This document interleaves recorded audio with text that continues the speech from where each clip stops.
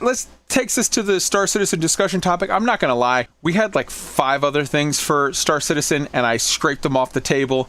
And we had a discussion topic, and I threw it out the window because we needed to make room for all of the stuff that just dropped this afternoon with 3.14 and these amazing videos and new guides and all of the new stuff. So I'm just going to make this open talk. There's no dot system now.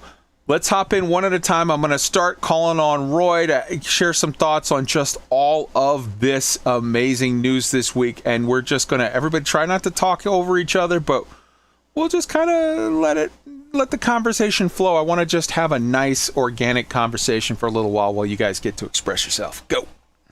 Yeah, well, there's so much to look forward to in this patch. For me, I love theory crafting, and so I'm really looking forward to playing with all these changes they've made to, the thrusters work and the scanners. I'm really looking forward. I use the scanner a lot. I'm loving how it looks, the new way they've changed it. It looks a lot more utilitarian, a lot more helpful. I've been trying to build up muscle memory in combat, so I'm curious to see how much of that's transferable if the sort of the different ways that the thrusters and stuff are working are gonna mess with that a bit. But it's all good. I had just started diving into ship builds and weapon loadouts and stuff, so now I'm curious about how the shields and all that's going to work too. Let me ask you, Roy, did you do any PTU? I did not. Okay. Did not do any. The biggest thing that's going to change is with adding in this capacitor gameplay, it's basically sort of similar to the PIPS system in Elite. Mm-hmm. So you're going to need to have now a 4-way hat that is going to be one of your main buttons that you're hitting like you're probably, maybe like one click every 1.5 seconds, and it's constantly where you're clicking to move capacitor to shields, move capacitor to engine, move capacitor to guns, move capacitor to then there's like your 4th option, which is sort of the reset, like balance mode, pretty much very similar to Elite. So that's going to be the biggest change I think you're going to need to sort of incorporate into your second-to-second combat play. Cool. Katie, I know you've been just killing the hell out of Star Citizen. Give us some of your thoughts on all this.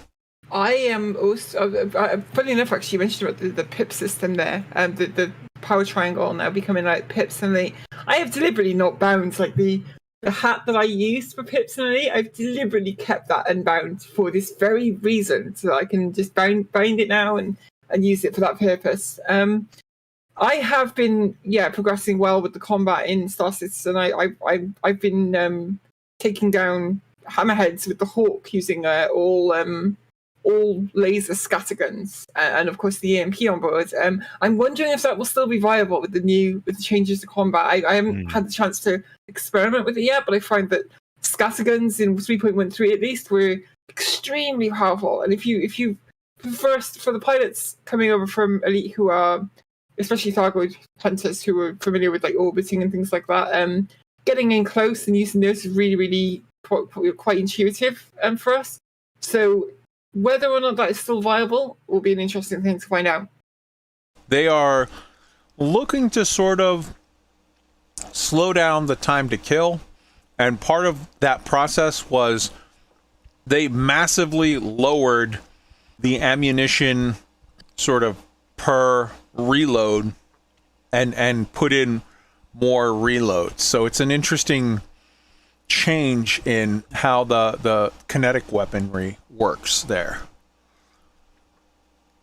Tweaked patches, hop in. Let's I want everybody to mix it up. One of the things I'm most excited about in this, I mean, obviously Cloud City is great, but I've been waiting for so long to have honest to God multi-crew, and I think that is what CIG is really trying to produce with this patch, with the rebalance of the ships and the weapons and everything, is trying to get people to use multi-crew more. So me flying my Cuddy Black by myself will not be nearly as formidable as it will be with 2 buddies working the turrets. And to me, that's great. That's a great direction to go, to try to get people to start playing together and get big ships being crewed by everybody and stuff like that. And I think this is the first step going in that direction. So the people that want to fly the small fighters, you're going to need a whole bunch of them to take out the big ships, and that'll be fun too. So again, multiplayer. I love it.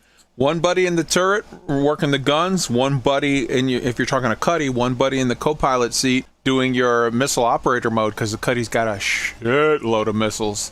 Absolutely. Patches. Yeah, I'm gonna basically just echo kind of what Tweaked was saying. I'm excited that they're building in the multi-crew. I mean, because like you said, if you get the big ship and it becomes like the pay to win sort of thing, right?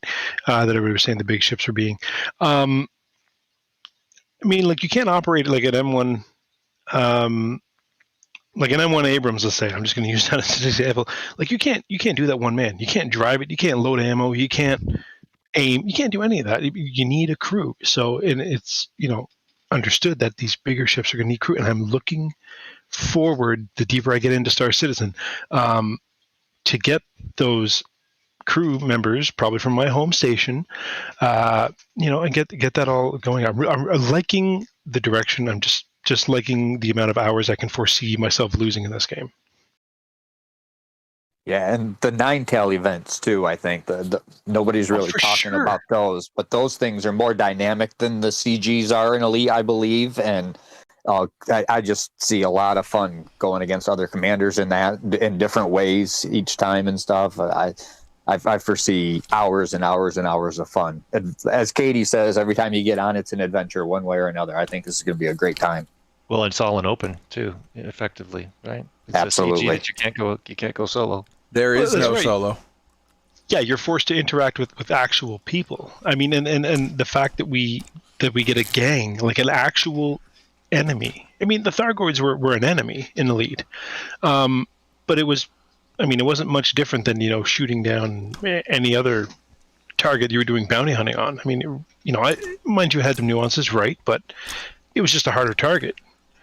But this adds depth. Like there's a Ninetails, there's a gang. It's a persistent and random encounter. Just like you walk out of the movie theater and guess what? Oh, you took the wrong alley. Now you're getting jumped. Like I'm looking forward to stuff like this. Yeah, and I would contend Thargoids are a lot harder than any of the other NPCs in Elite, but Thargoids you could totally avoid. You could hide from them. You could pretend they didn't ever exist. They didn't come and lock down your home like these gang fights might. This is going to be amazing. Yeah, like I haven't. So in the 2,000 hours that I put into Elite, which is, I guess the shallow end of the pool. I came across I think one Thargoid, and that was like a random hyperdiction. I could avoid danger. Basically, I could avoid danger either by dropping into my solo. Like I just feel that we're going to get a more dangerous Star Citizen than we are an Elite Dangerous, I guess. I agree. Okay. Space is supposed to be scary, right? Bring it. Hell yeah. It's a vacuum. I mean, literally, there is no air. Everything you do wrong leads to death. How is it just like, let me go play by myself and I'm safe? Let me just put the bumpers on. The other aspect to that is that, like they say in chess, right? You only get better by playing someone better than you. Like people who have who are worried about interactions or combat with other players or dangerous situations, you will get so much better so quickly. Like, yeah, you may fail sometimes, like we all do. Like, we all die sometimes. We all get blown up.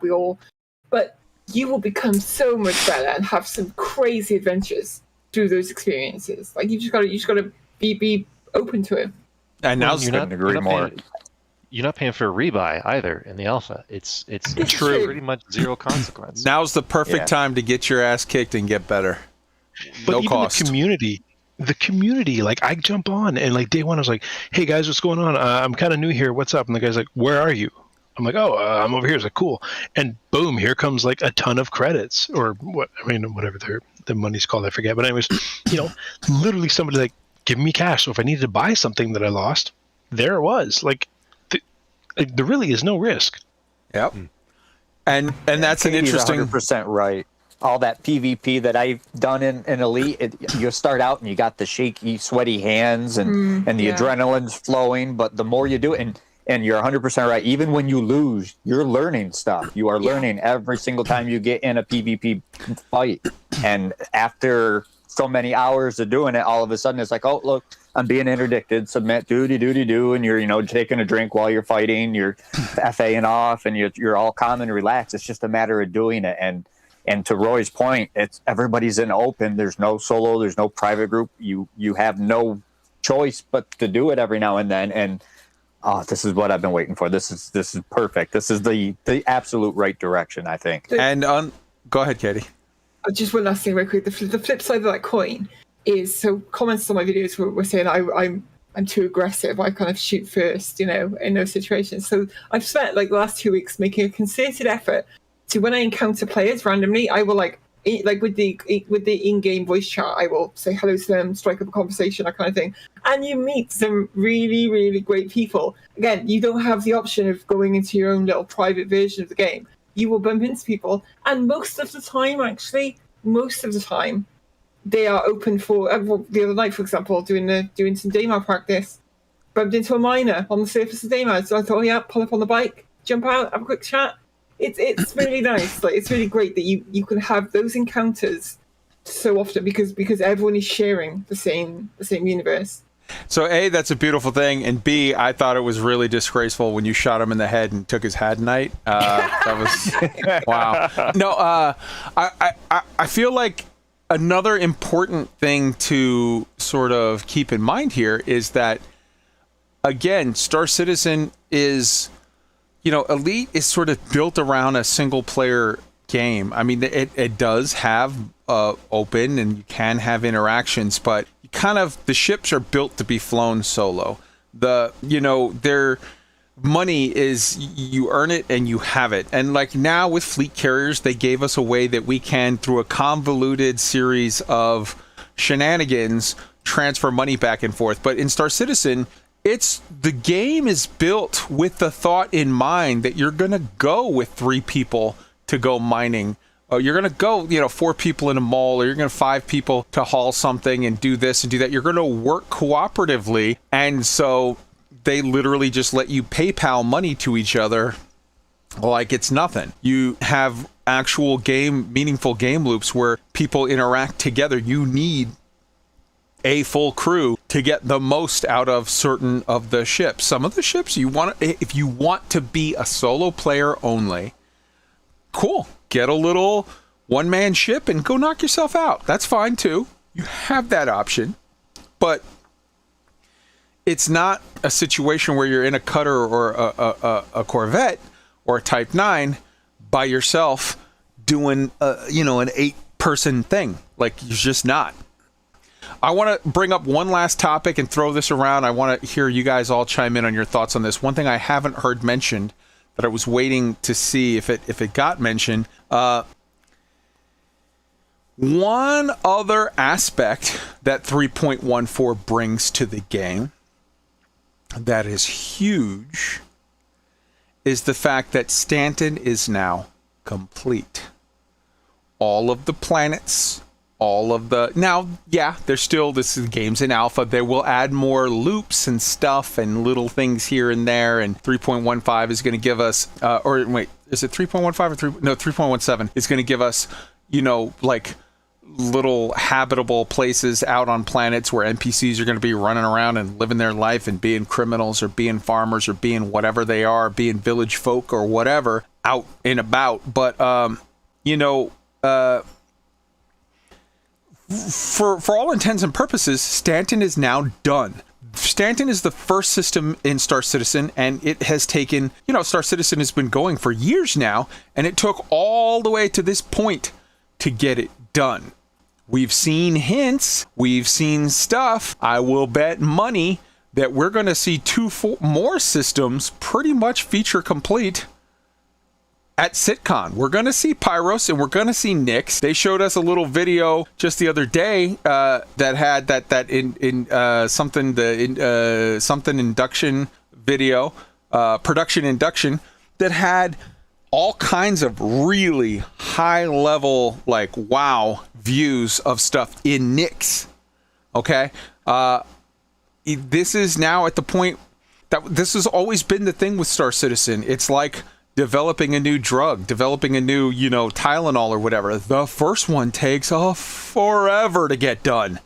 But then after that, okay, we have the tech, we have the stuff, it's all figured out. Get the assembly line rolling. Let's start cranking out these systems. Let's go around. I want to start with Katie.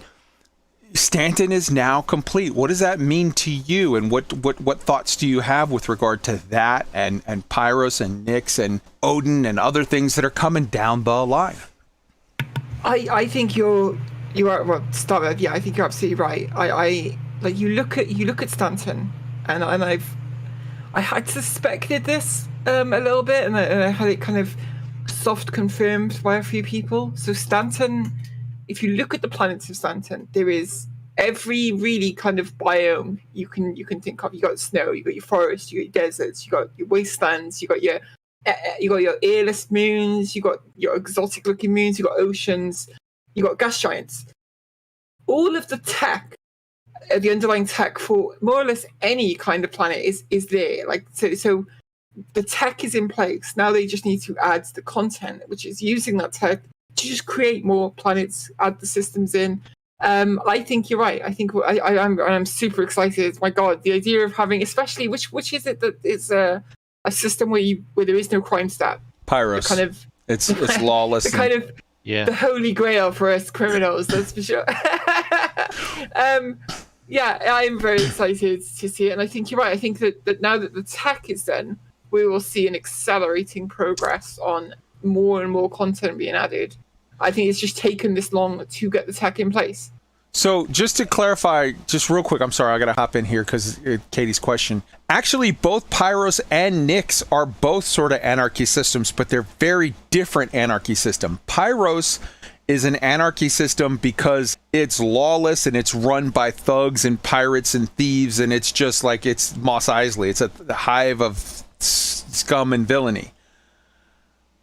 Nyx is also an anarchy system, but it's not. It's kind of like there's ships that patrol and whatever. They're anarchy because they're like a commune kind of weird hippie, not hippie, but like it's not a lawless anarchy. It's a weird sort of like going to Amsterdam and it's like anything's legal, but like still people aren't being weird criminals. You know what I mean? It's hard to explain.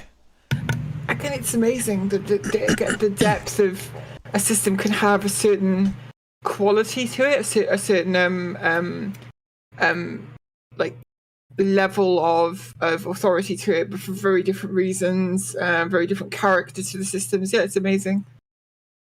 Yeah, and they've called Orison version 1.0, so basically they're saying that it's going to get built up and stuff, so they're going to keep building this stuff out.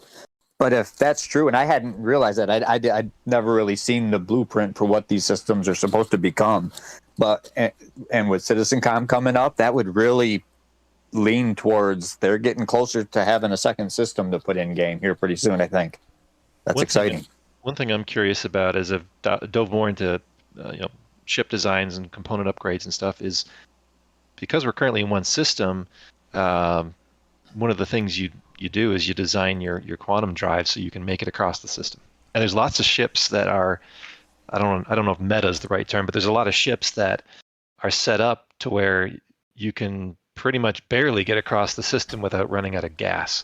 So as soon as you're doing missions across systems, that's all going to shift, and it's going to matter a lot more, the time you take to fly. And I'm curious if the loop is going to turn into like I'm going to be in Pyro for the next week and do missions there, or if there's actually a really lucrative loop where you're going between systems and now you got to worry more about having, say, maybe a slower, more efficient quantum drive so you can actually make it there and back.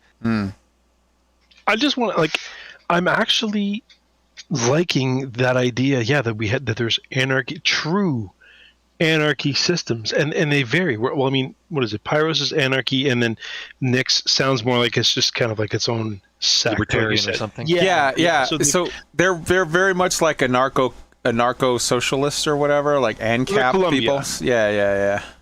Yeah, sort of. And the other one, and whereas Pyros is straight up criminal anarchy. Yeah, so like you said, you got like a den of thieves, and then you've got a narco or like a mafia rule, ish, I guess. Let's say. But I like the fear.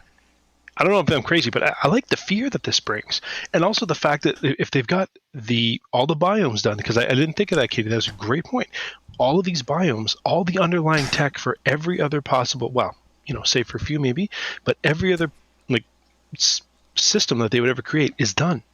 They've done it. So to piece these together and then meticulously add all these things, they don't have to take the 6 years again or whatever time to rebuild new systems. They've got the tech there. They just need to add the little flashes and the differences and nuances to them to make them, breathe the life into them that they've done such a wicked job of so far. And the fear of anarchy, true fear of walking into an anarchy system, versus, hey, I'm just going to jump into this one and quickly dock at this station. Like the distances and the time it takes you to even land in a system in Star Citizen, there is a real danger that's possible. And I'm kind of like super pumped about well, there's getting jumped. There's two additional things to keep in mind with regard to Pyros. Number one, it's not just the criminals that want to kill you in Pyros. The system wants to kill you. The main star is throwing off massive radiation burst at various times, like solar flares and whatever. So imagine it's kind of like being, if you're in the jungle in the middle of nowhere, South America, and there's not a cop or doctor or city within 500 miles of you, like anything, like a snake, a massive swarm of ants, this or that and the other, you trip and fall down a ravine and break your leg. Anything could kill you, and there's no one there to save you. And not just the criminals are a danger. There are natural hazards in the system that are scary, and there's no safety net. There's no cops coming because there aren't any in that system. Again, that's awesome. It just makes it more, I mean, it sounds silly, but it makes it just more real and interesting. Like what happens if your HAZ protection fails? There's nobody coming. You've got no, there's no oh yeah, it's okay. You'll just take the, what was it? The, whatever, flyers, respawn yourself back at a home system. Like it's not there. I just like the lack of safety net. And I like the idea that you have natural hazards. There's stuff that I was really missing from other games. I just find that these guys have done a wicked job. And mind you, it's not perfect, but Rome wasn't built in a day. I think it'll add into other things too. Because what if they give you what if you take a mission in Stanton that's going to pay you an extraordinary amount of credits to deliver to something in the criminal system? It's going to facilitate stealth play. It's going to facilitate smuggling. It's going to facilitate all kinds of other gameplay. I think it's going to be exciting. Not to mention bounty hunters. If the criminals are living there, so will the bounty hunters. Yeah, and there could be a situation. So the other thing to keep in mind is the one planet type that we haven't seen them do. Like there's Lava World and there's other different kinds of stuff in Nyx and in Pyros, and there's other planets in Nyx that we've seen that it's like, okay, glimpses of that are cool. The one thing we haven't seen them do that I'm super excited for when they get around to tackling is I would love to see CIG do a water world. Because I know that's going to involve, because the way they do vehicles, man, there's over a dozen ground vehicles. There's going to be little submarines. There's going to be stuff to do underwater and biomes and stuff there. Totally. One of the threads in the chat I just wanted to call out here after I mentioned about the distances and quantum efficiency. Zwade and who was it? Icy Jones and Elix Whitetail are talking about, between them, the fact that the distances that are in the system now not representative of the size of some of these other systems. So it's not just that we're getting another system or a third system. Stanton is only, Icy Jones was saying, Stanton is only 5 astronomical units in diameter. Pyro is 25. There's other systems with 100. There's one with TAMSA with over 304. So even if you thought your ship could manage it across Stanton, and you need a different one to get across to the next system. Some of these other systems, you're going to need whole different designs just to get around in the system. And there's going to be, you have to keep in mind, there's going to be logistical gameplay where it's like, I'm going out mining in Orion. Like, so for those of you who might not know about the Orion ship, the Orion is the last mining ship to be brought into the game that we know of thus far. It's not there yet.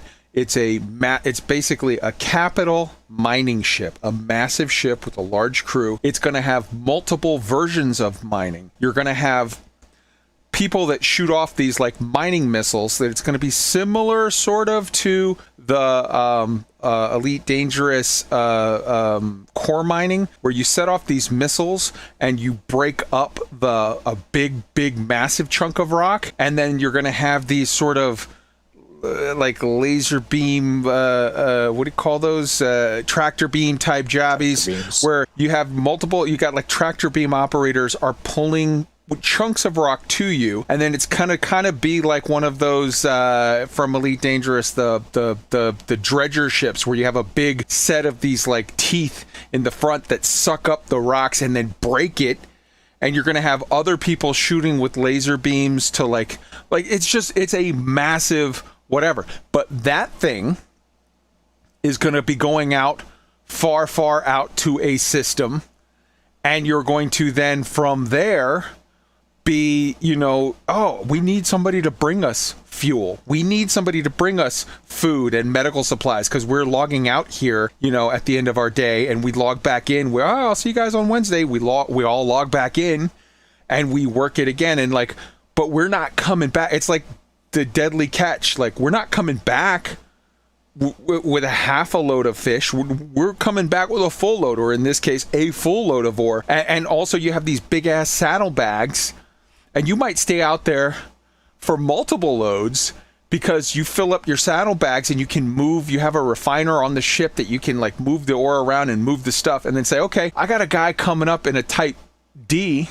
a hull D, and he's gonna pick up the saddlebags and we're gonna just reload again. We're staying out here. We're making more money. It's a whole like system, but it like that kind of thing requires logistics. Somebody to bring you food and water, someone to bring you medical supplies, someone to bring you fuel and this and that and the other. So much stuff. I'm seeing in the chat where they're talking about like, oh, there's a water world here. I'm talking about, I want to get to the point where CIG is making submarines and we're going in there and doing that stuff. And I absolutely believe that that is coming.